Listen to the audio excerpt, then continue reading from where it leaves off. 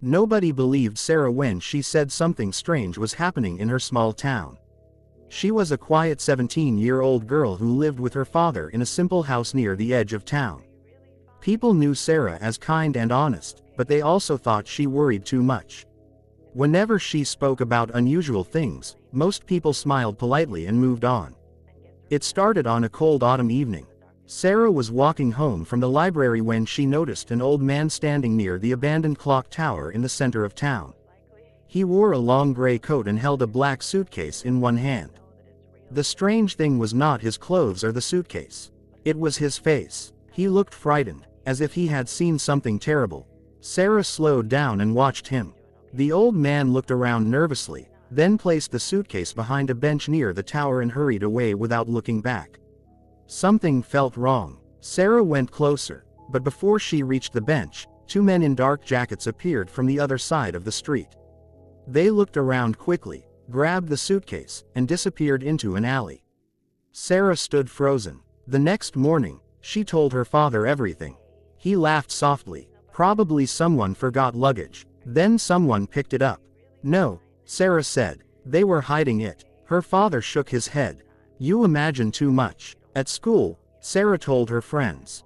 They laughed even harder. A secret suitcase. One said, maybe it had treasure. Another said, or maybe aliens. Sarah stopped talking about it, but she could not forget the fear on the old man's face. 2 nights later, she heard a loud sound outside. She looked through her bedroom window and saw the same 2 men standing across the road near her house. They were speaking angrily and pointing at papers. Then one of them looked up toward her window. Sarah quickly stepped back, heart racing. The next day she went to the police station. The officer listened politely, then smiled. 2 men talking outside isn't a crime, he said. And a suitcase near a tower is not evidence. They're dangerous, Sarah insisted. Did you see what was inside the suitcase? No. Then there's nothing we can do. Nobody believed her. That night, Sarah made a decision. If no one would listen, she would find the truth herself. She returned to the old clock tower with a flashlight and notebook. The square was empty and silent. Wind moved dry leaves across the ground. Near the bench, she noticed scratches on the stone pavement. They led toward the alley where the men had disappeared. She followed them. At the end of the alley was an old storage building that had been closed for years. One small light glowed inside.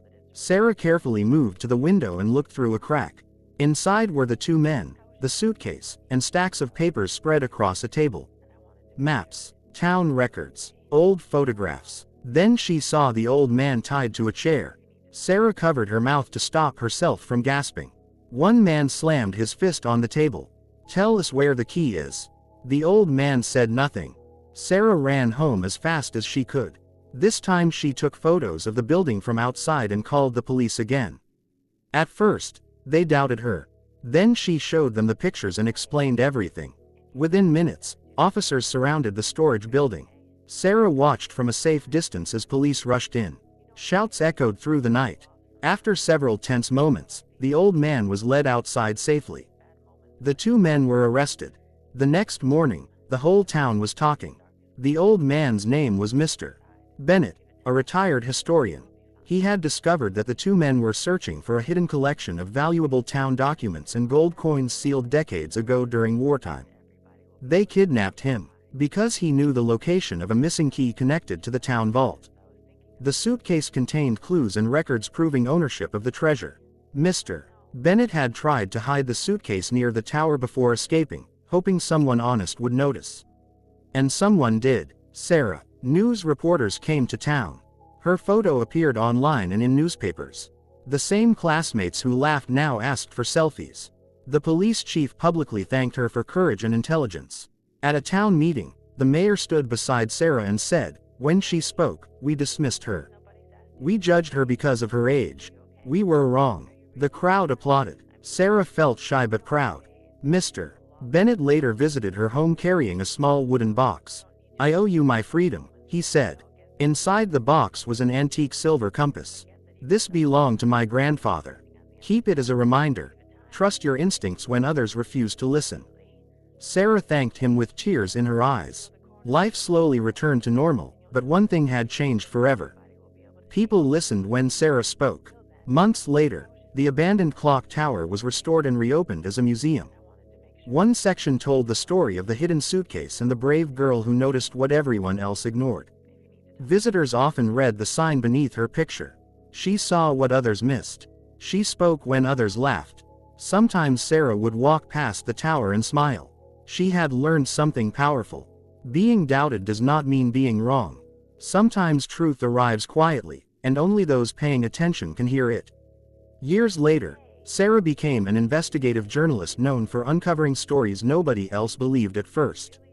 Whenever young students asked how she became brave, she told them about the cold autumn evening when she trusted herself.